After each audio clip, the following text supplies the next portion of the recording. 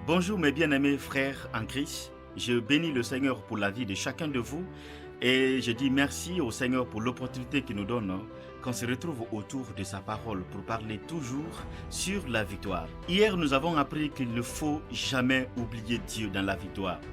Il ne faut jamais oublier de mettre en pratique ses commandements, sa parole et ses lois. Il ne faut jamais utiliser la victoire qu'il t'a donnée pour autre chose. Utilise ce qu'il t'a donné pour sa gloire. Aujourd'hui, voici ce que je veux partager avec vous. Si vous voulez encore garder votre victoire, il faut faire attention à la folie de la victoire. Tout comme la richesse, la célébrité, la gloire, la réussite, il y a toujours une folie qui est cachée derrière. C'est dans la réussite ou dans la victoire que le caractère de beaucoup de personnes se manifeste, que beaucoup de personnes se tournent vers des choses qui ne glorifient pas Dieu.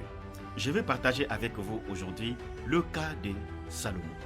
Dans 1 Roi, le chapitre 10, verset 23, Dieu dit que Salomon était plus grand que tous les rois de la terre, par la richesse et par la sagesse. Nous pouvons dire que Salomon a eu la victoire, la réussite, la gloire et la célébrité. Mais c'est dans cette réussite, c'est dans cette célébrité que Salomon n'a pas prêté attention parce qu'il aimait beaucoup de femmes.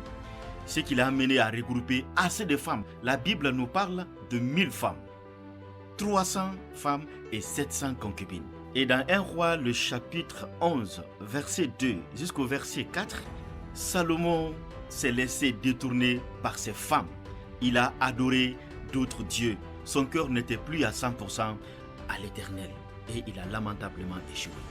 Mon frère, ma soeur, si vous voulez garder votre victoire, pardon, faites attention à la folie qui se rattache derrière la victoire. Que la vie de Salomon nous sert d'exemple. Rendez-vous demain par la grâce de Dieu.